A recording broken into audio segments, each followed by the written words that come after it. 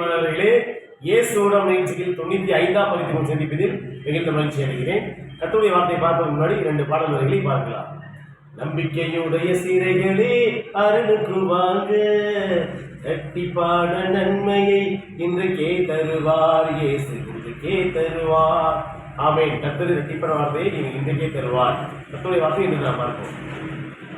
நம்பிக்கையுடைய சிறைகளே அருளுக்கு திரும்புங்கள், இரட்டிப்பான நன்மையை இன்றைக்கே தருவேன் அப்படின்னு கற்று சொல்றாரு. அதாவது அருமையான வார்த்தையை கற்றுக் கொடுக்கிறாரு.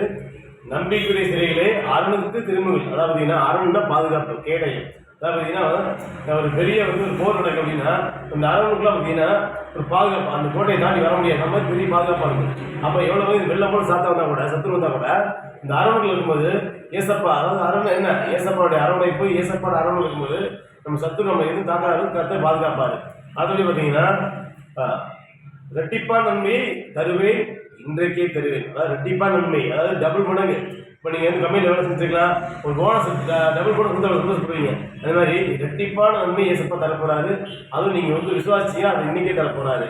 அடுத்தவே பார்த்தீங்கன்னா நமக்கு ஏன்னா எத்தனையோ மனிதர்கள் பார்த்தீங்கன்னா ஏசப்பா நமக்கு நன்மை செய்ய மாட்டாரா, நமக்கு உதவி செய்ய மாட்டாரா, நமக்கு ஏசப்பா வந்து ஒரு உதவி செய்ய மாட்டாரா, நம்ம ஃபீல் பண்ணிட்டு இருப்பாங்க. ஏன்னா எத்தனையோ வந்து மக்கள் வந்துன்னா நிறைய போராட்டங்கள் இருப்பாங்க, கவலைகள் இருப்பாங்க. இந்த மாதிரி சமயத்தில் யாராவது நண்பர்கள், உற்றார் உறவினர்கள் யாராவது உதவி செய்ய மாட்டாங்க நினச்சிட்டு இருப்பாங்க. ஆனால் ஏசப்பா உங்களுக்கு உதவி செய்ய வந்தவராக இருக்காரு. எப்போ நீங்கள் கூப்பிடும்போது, ஏசப்பா நோக்கி நீங்கள் கூப்பிடும்போது கர்த்தர் உங்களுக்கு வந்து உதவி செய்ய வந்தவராக இருக்கிறாரு.